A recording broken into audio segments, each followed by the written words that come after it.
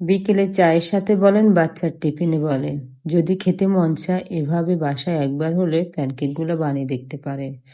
আসসালামু আলাইকুম everyone, welcome to cooking network. এখানে আমি 2টা ডিম ভেঙে নিয়েছি। এবারে ডিমটাকে আমি একটু ফেটিয়ে নেব। ডিমের কোনো কিছু বানাতে চাইলে সরাসরি ফ্রিজ থেকে বের করে বানাবেন না, একটু ঠান্ডা ছেড়ে দিলে তারপর বানাবেন।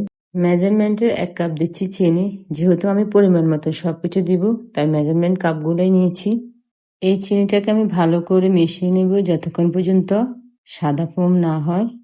এবার দিচ্ছি 1 চামচের মতন তেল, হাফ চামচের থেকে কিছু কম দিচ্ছি লবণ, সামান্য পরিমাণ বেকিং সোডা, 1 চামচ বেকিং পাউডার আর 1 চামচ দিচ্ছি ভিনেগার। এখানে আমি হাফ কাপ দিচ্ছি গুঁড়া দুধ। আপনারা চাইলে গুঁড়া দুধটা বাদ দিতে পারেন, কারণ এটা অপশনাল। গুঁড়া দুধ দিলে প্যানকেকের টেস্ট ভালো আসে। এবার আবারও কিছুক্ষণ নেড়ে চেড়ে লিকুইড দুধ আমি এখানে দিয়ে দিচ্ছি, কিন্তু দুধটা কিন্তু ঠান্ডা থাকতে হবে, গরম দুধটা এখানে ব্যবহার করা যাবে না। এবারে দুধটাকে ভালো করে মিশিয়ে নিতে হবে ডিমের ফোমের সাথে, যাতে করে স্মুথ একটা বেটার তৈরি হয়।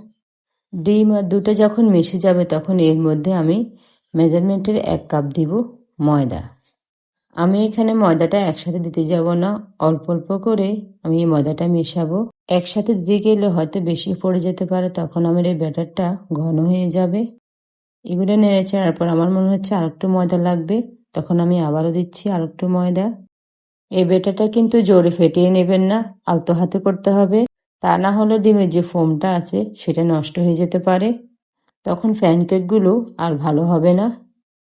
দেখতে পাচ্ছেন কতটা স্মুথ হয়েছে আমার এই ব্যাটারটা। ঠিক আমি যেভাবে করেছি এভাবে বাসায় করে দেখবেন।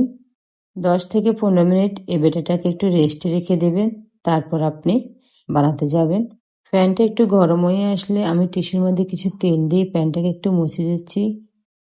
আমি এখানে মেজারমেন্ট কাপ নিয়েছি আর এটা মেপে আমি দিব, যাতে করে আমার প্রত্যেকটা প্যানকেক এক সমানে হয়।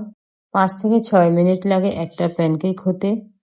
এবার একটা ঢাকনা দিয়ে আমি ঢেকে দিচ্ছি আর আগুনটা আমি একদম লো হিটে রাখছি।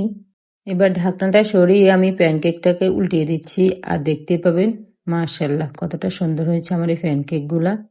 চকলেটের প্যানকেকের রেসিপি বানিয়ে নেওয়া যায় সেটাও আমি আপনাদেরকে দেখিয়ে দেব। আর আমি একটা আপনাদেরকে দেখিয়ে দিচ্ছি কতটা নরম আর সফট হয়েছে প্যানকেকগুলা। বিকেলে চায়ের সাথে বা বাচ্চার টিফিনে আপনি বানিয়ে দিতে পারেন, খুবই ভালো লাগে। আজ এ পর্যন্ত, সব ভালো থাকবেন আর 5 ওয়াক্ত নামাজ পড়বেন। আমার এই রেসিপিটা যদি সবার কাছে ভালো লাগে অবশ্যই লাইক সাবস্ক্রাইব দিতে ভুলবেন না। আল্লাহ হাফেজ।